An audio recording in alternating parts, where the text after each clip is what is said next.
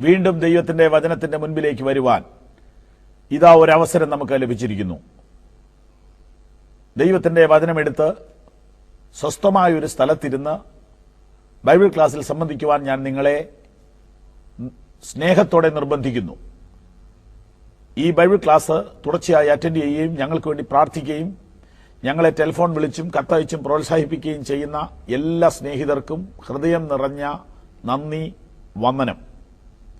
നിങ്ങളിത് ശ്രദ്ധിച്ചു കേൾക്കുക. കഴിയുമെങ്കിൽ ഒരാളോടും കൂടെ ഇത് കേൾക്കാൻ പറയുക. ഒരു പ്രാവശ്യം ഒരു കത്തയച്ച് ഇതിന്റെ പ്രവർത്തകരെ പ്രോത്സാഹിപ്പിക്കുക.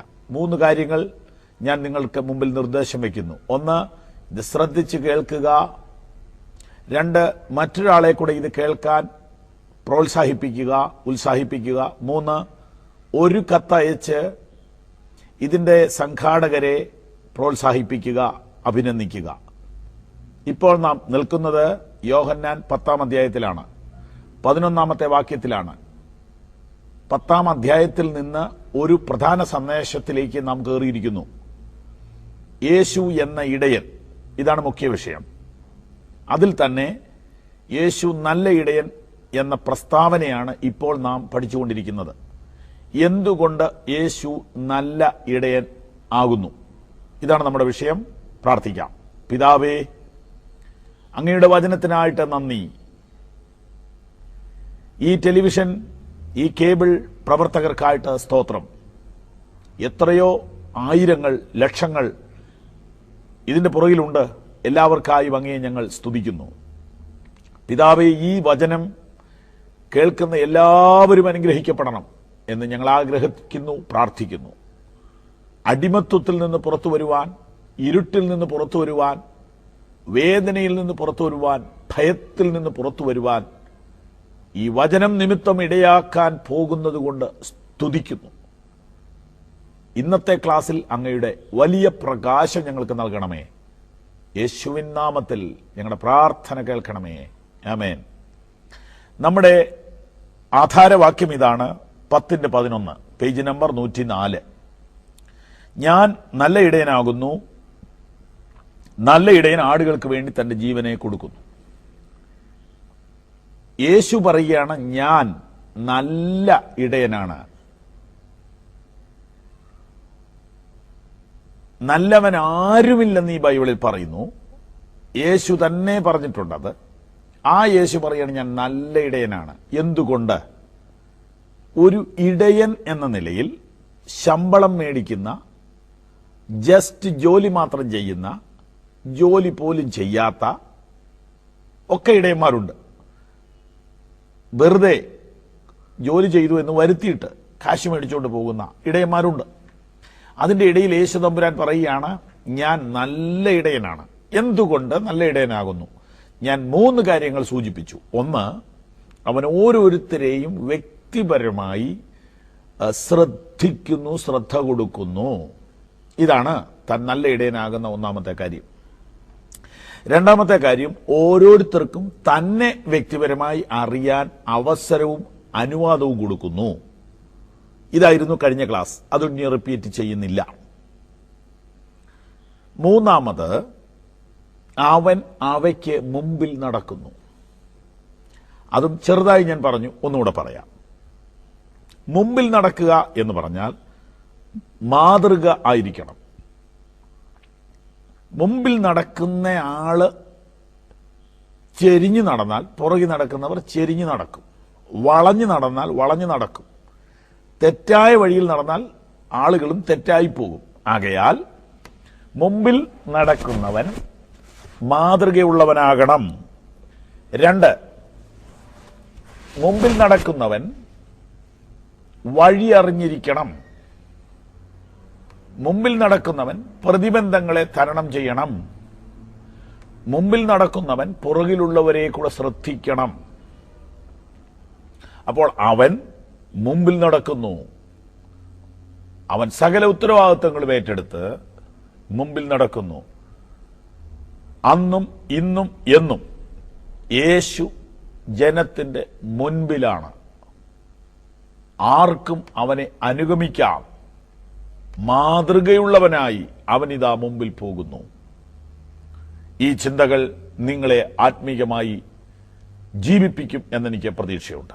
3 കാര്യങ്ങൾ ഞാൻ നിങ്ങളോട് പറഞ്ഞു. ഓരോരുത്തരെയും വ്യക്തിപരമായി അവൻ അറിയുന്നു. ഓരോരുത്തരും അവനെ വ്യക്തിപരമായി അറിയുവാൻ അവൻ പ്രോത്സാഹിപ്പിക്കുന്നു, അവസരം കൊടുക്കുന്നു. അവൻ അവയ്ക്ക് മുമ്പിൽ നടക്കുന്നു. അടുത്ത ചിന്തകളിലേക്ക് നമുക്ക് കടക്കാം. അവൻ തന്റെ ശബ്ദം കേൾപ്പിക്കുന്നു.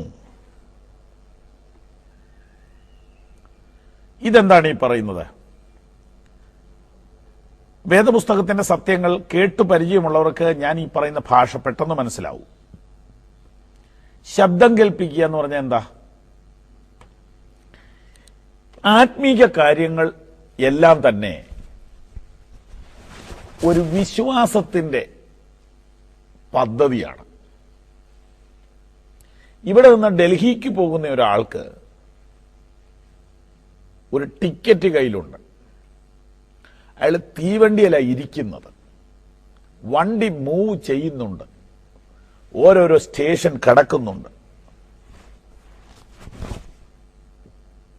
എന്നാൽ സ്വർഗത്തിലേക്കുള്ള ഈ യാത്രയിൽ ദൈവിക കാര്യങ്ങളെല്ലാം ഒരു വിശ്വാസമല്ലേ? എന്തുവാ കാര്യമായ എവിഡൻസ്? ബൈബിൾ ഇങ്ങനെ പറയുന്നു, കാഴ്ചയാലല്ല വിശ്വാസത്താൽ അത്ര ഞങ്ങൾ ജീവിക്കുന്നത്. വീണ്ടും പറയുന്നു, കാണുന്നത് താൽക്കാലികം, കാണാത്തതോ നിത്യം. കാണുന്നതിനെ അല്ല, കാണാത്തതിനെ അത്ര ഞങ്ങൾ നോക്കിക്കൊണ്ടിരിക്കുന്നത്. ഇതെല്ലാം ബൈബിളിന്റെ പ്രസ്താവനകളാണ്. എന്താണ് ഇതിന്റെ എല്ലാം അർത്ഥം? ഭൂമിയിലുള്ള എല്ലാവരും എല്ലാ വിഷയവും കണ്ടുകൊണ്ട് ചെയ്യുന്നു. കല്യാണം നടത്തുമ്പോൾ നമ്മൾ ചില കാര്യങ്ങൾ കണ്ടിട്ടാ ചെയ്യുന്നത്. ബിസിനസ് ചെയ്യുമ്പോൾ ചില കാര്യങ്ങൾ കണ്ടിട്ടാ ചെയ്യുന്നത്. എന്നാൽ ആത്മീയ കാര്യങ്ങൾ വിശ്വാസത്താലാ ചെയ്യുന്നത്. ഒരു ദൈവം ഉണ്ട്, മരണാനന്തരം ഒരു ജീവിതം ഉണ്ട്, നിത്യത എന്നൊന്ന് ഉണ്ട്, സ്വർഗം ഉണ്ട്, നരകം ഉണ്ട്, ന്യായവിധി ഉണ്ട്. പക്ഷെ ഇതെല്ലാം ഒരു വിശ്വാസമല്ലേ? ശ്രദ്ധിക്കൂ, യേശുക്രിസ്തു കണ്ടിട്ടുള്ള ആരാ ഉള്ളേ? യേശുക്രിസ്തുവിനെ ആരാ കണ്ട? ഇപ്പൊ ഉള്ളവരാരാ കണ്ടത്?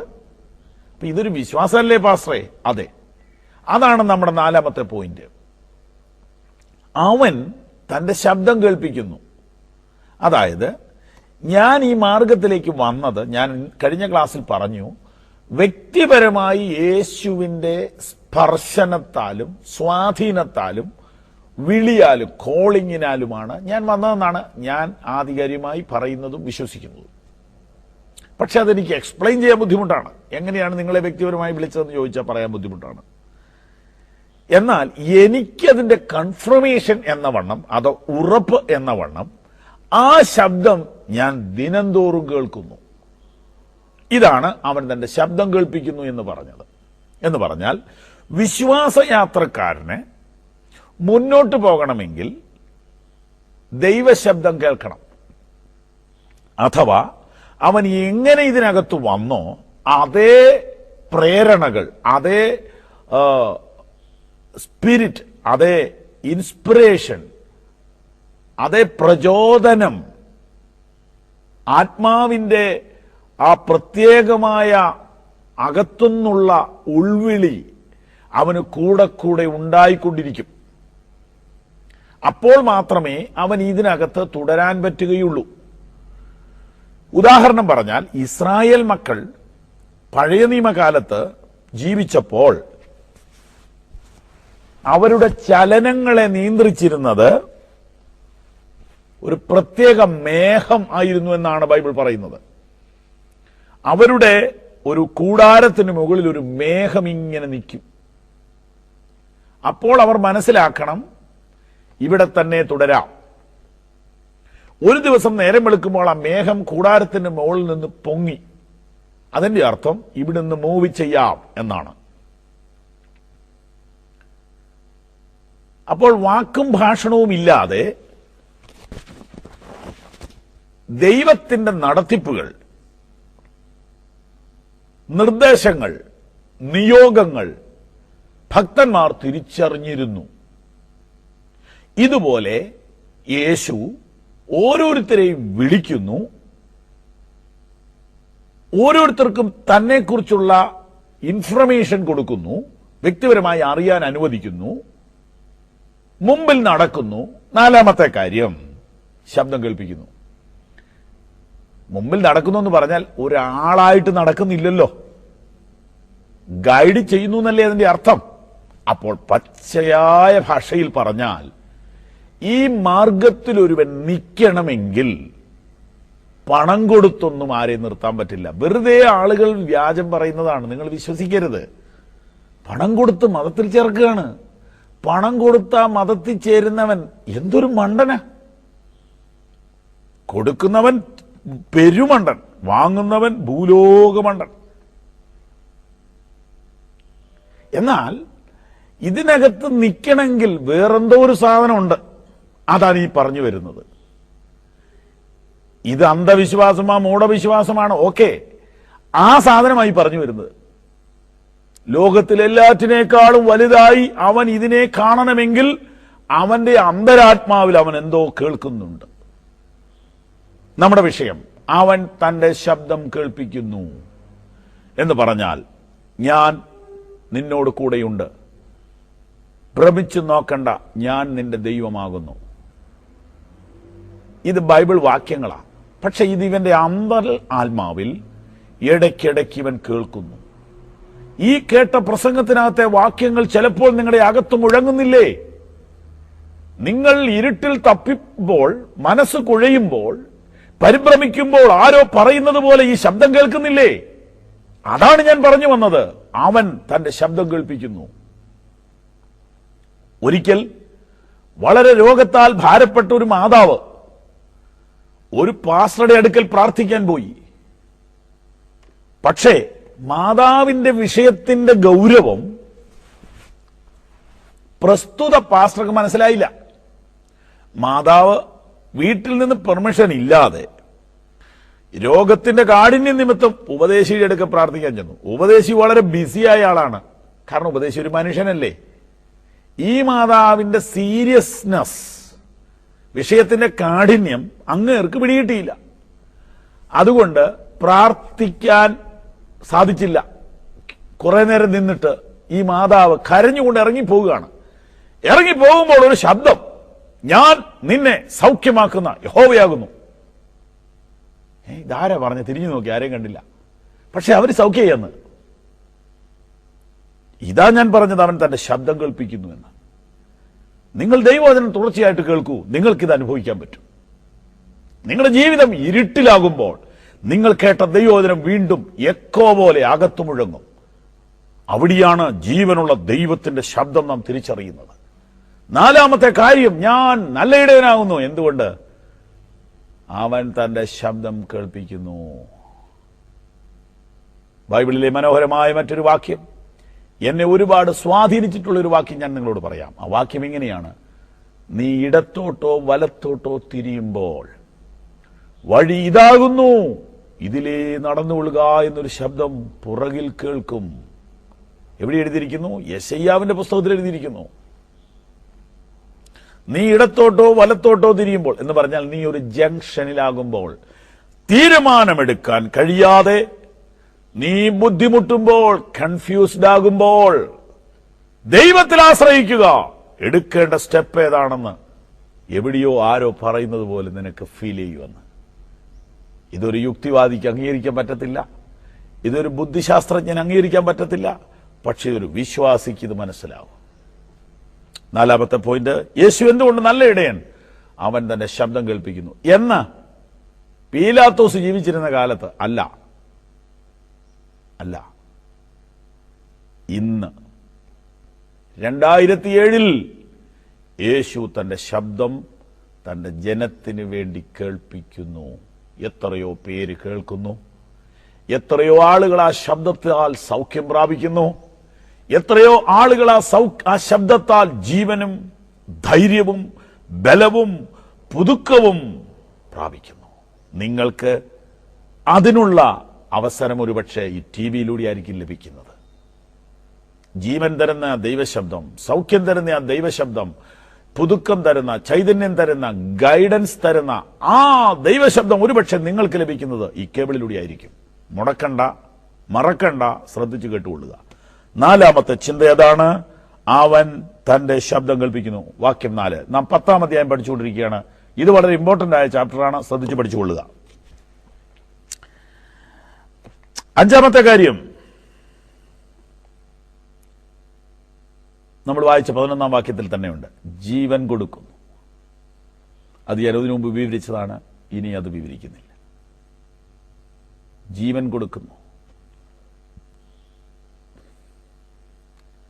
ഇവിടെ അതിനെക്കുറിച്ച് എഴുതിയിരിക്കുന്ന ഭാഗങ്ങൾ വായിച്ചു കേൾപ്പിക്കാം. ജീവൻ കൊടുക്കുന്നതിനെക്കുറിച്ച് വാക്യം 17 നിങ്ങളുടെ പുസ്തകത്തിൽ നോക്കിക്കോളൂ. ബൈബിൾ ക്ലാസ് അല്ലേ. എന്റെ ജീവനെ വീണ്ടും പ്രാപിക്കേണ്ടതിന് ഞാൻ അതിനെ കൊടുക്കുന്നതുകൊണ്ട് പിതാവ് എന്നെ സ്നേഹിക്കുന്നു. ആരും അതിനെ എന്നോട് എടുത്തു കളയുന്നില്ല, ഞാൻ തന്നെ അതിനെ കൊടുക്കുന്നു. ശ്രദ്ധിച്ചു കേൾക്കുക. മനസ്സിൽ കയറിക്കിടക്കുന്ന ധാരണകൾ തിരുത്തണം. യേശുവിനെ പീലാത്തോസും കൂട്ടരും കൂടി ക്രൂരമായിട്ട് കൊന്നു, ചതിച്ചു. നല്ല മനുഷ്യനായിരുന്നു, നല്ല മനുഷ്യരെ ഒന്നും ഇവിടെ വെച്ചേക്കത്തില്ല എന്നൊക്കെ നമ്മൾ പറയുന്നുണ്ടല്ലോ. പൊട്ട തെറ്റാണ് കേട്ടോ. യേശുവിനെ ആരും അങ്ങനെയൊന്നും ചതിച്ചൊന്നും ചെയ്തതല്ല, അങ്ങനെ ചെയ്യാൻ പറ്റൂല. സത്യങ്ങൾ തിരിച്ചറിയണം. അതിനകത്തെ ഓരോ ആ നാടകത്തിലെ കഥാപാത്രങ്ങളാണ് ഇവരൊക്കെ എന്നല്ലാതെ സംഭവം ദൈവത്താൽ സംഭവിച്ചതാണ്. നോക്കൂ, യേശു ജീവിച്ചിരിക്കുമ്പോൾ പറഞ്ഞ വാചകം കണ്ടോ? എന്റെ ജീവനെ വീണ്ടും പ്രാപിക്കേണ്ടതിന് ഞാൻ അതിനെ കൊടുക്കുന്നു. 18-ാം വാക്യം. ആരും അതിനെ എന്നോട് എടുക്കുന്നില്ല എന്ന് പറഞ്ഞാൽ എന്നെ കൊല്ലാൻ പറ്റൂല, ഞാൻ തന്നെ അതിനെ കൊടുക്കുന്നു. അതിനെ കൊടുപ്പാൻ എനിക്ക് അധികാരമുണ്ട്. വീണ്ടും പ്രാപിപ്പാനും എനിക്ക് അധികാരമുണ്ട്. എന്താണ് ഈ പറയുന്നത്? ജീവനെ കൊടുക്കാനും തിരികെ പ്രാപിക്കുന്ന, മരിക്കാനും ഉയർക്കാനും പവറുണ്ടെന്ന് യേശുവിന്. ഇത് സത്യം. അപ്പൊ നമ്മുടെ വിഷയത്തിലെ 5-ാമത്തെ ചിന്ത, അവൻ ജീവനെ കൊടുക്കുന്നു. അതുകൊണ്ട് അവൻ നല്ല ഇടയനാണ്. ഉലകത്തിൽ ജന്തുക്കളാകട്ടെ, മത്സ്യങ്ങളാകട്ടെ, മൃഗങ്ങളാകട്ടെ, മനുഷ്യനാകട്ടെ, ഏറ്റവും വലുത് ജീവനാണ്. ഒരു മനുഷ്യനുള്ള മുഴുവൻ സ്വത്തുക്കളും അവനവന്റെ ജീവന് വേണ്ടി കൊടുക്കും. ജീവനാണ് ആരും കൊടുക്കാത്തത്. ശ്രദ്ധിക്കുക. ഒരു മനുഷ്യൻ അവന്റെ മുഴുവൻ സ്വത്തുക്കളും ജീവൻ നിലനിർത്താൻ വേണ്ടി കൊടുക്കും. എന്നാൽ ജീവനെ കൊടുക്കുമോ? യേശു തന്നത് ജീവനാണ്. ബൈബിളിലെ മറ്റൊരു വാക്യം നിങ്ങളുടെ ശ്രദ്ധയിൽപ്പെടുത്താം. സ്വന്തം പുത്രനെ ആദരിക്കാതെ നിങ്ങൾക്കെല്ലാവർക്കും വേണ്ടി ഏൽപ്പിച്ചു തന്നവൻ അവനോടുകൂടെ സകലവും നൽകാതിരിക്കുന്നു. ഞാനതിനെ ലളിതമായിട്ട് ഇങ്ങനെ പറയാം. ജീവൻ തരാൻ മനസ്സുവെച്ചവൻ എന്തെങ്കിലും തരാതിരിക്കുമോ? ഏറ്റവും വലുത് തന്നവൻ ചെറുത് തരാതിരിക്കുമോ? അതെ. എന്തുകൊണ്ട് യേശു നല്ല ഇടയൻ? അവൻ ഏറ്റവും വിലയേറിയത് തന്നു. അതുകൊണ്ട് അവൻ നല്ല ഇടയൻ. അടുത്ത 2 കാര്യങ്ങൾ കൂടെ പറഞ്ഞ് ഞാൻ വേഗത്തിൽ ഈ ക്ലാസ് അവസാനിപ്പിക്കാം.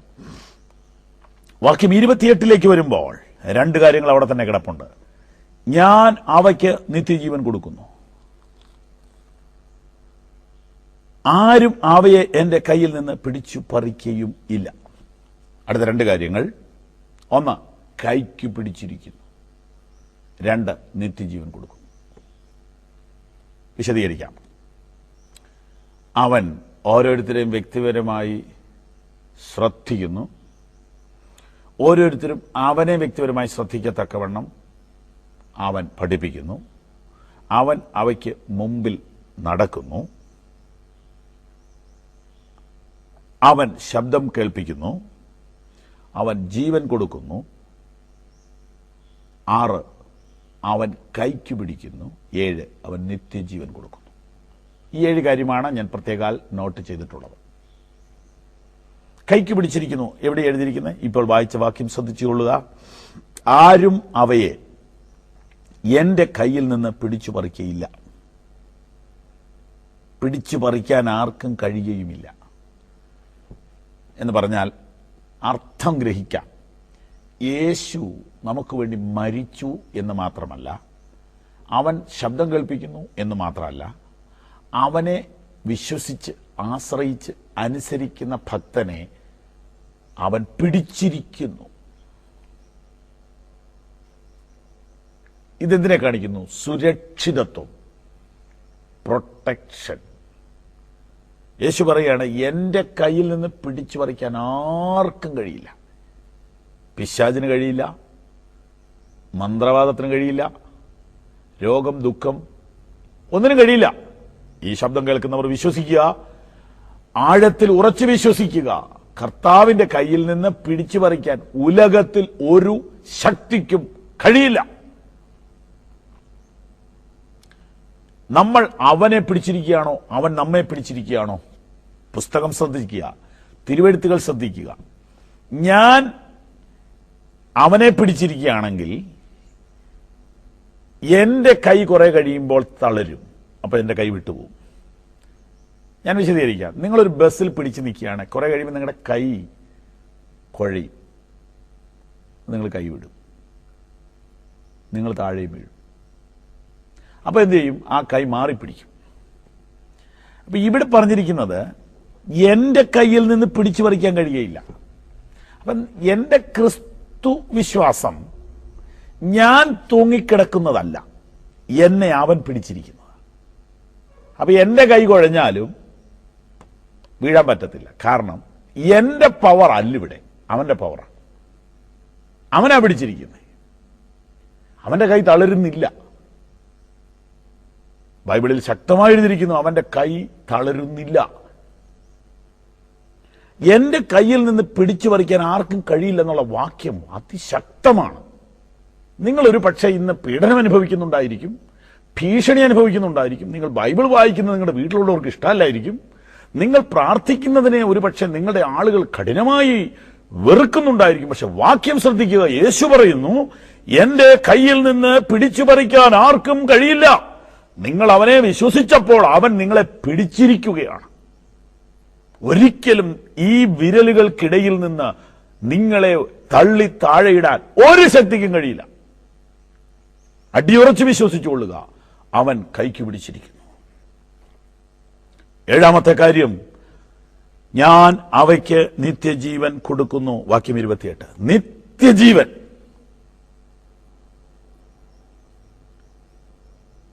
പൊതുവെ ചിന്തകന്മാർ പറയുന്നത് മനുഷ്യ ജീവിതത്തിന് 3 വാക്കേ ഉള്ളെന്നാണ്. ആ 3 വാക്കുകൾക്കെല്ലാം, ആ 3 വാക്കിനും 3 അക്ഷരങ്ങളേ ഉള്ളൂ. 1 ജനനം, 2 ജീവിതം, 3 മരണം. ഇതേ ഉള്ളൂ. ഇത് പൊതുവായ ഒരു പ്രസ്താവനയാണ്. ജനനം, ജീവിതം, മരണം. എന്നാൽ 4ാമതൊരു വാക്കുണ്ട്, നിത്യജീവൻ അല്ലെങ്കിൽ മരണാനന്തര ജീവൻ. ഇത് അധികം ആളുകൾക്ക് അറിയില്ല, അധികം ആളുകൾക്ക് പഠിപ്പിക്കാനും കഴിയില്ല.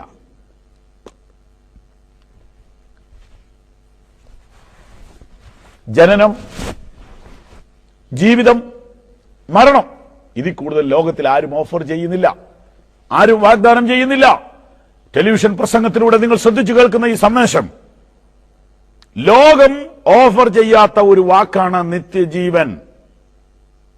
ലോകം 3 വാക്കേ തരുന്നുള്ളൂ: ജനനം, ജീവിതം, മരണം. ജനനം നിങ്ങളുടെ ഉത്തരവാദിത്വത്തിൽപ്പെട്ടതല്ല, നിങ്ങൾ അറിഞ്ഞതല്ല.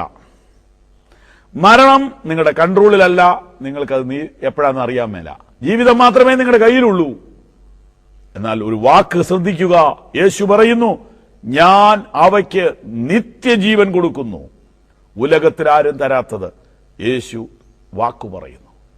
സുഹൃത്തുക്കളെ, വചനം കേട്ടതിന് വളരെ നന്ദിയുണ്ട്. പ്രധാനപ്പെട്ട സന്ദേശം പറയട്ടെ: നിത്യജീവനാണ്.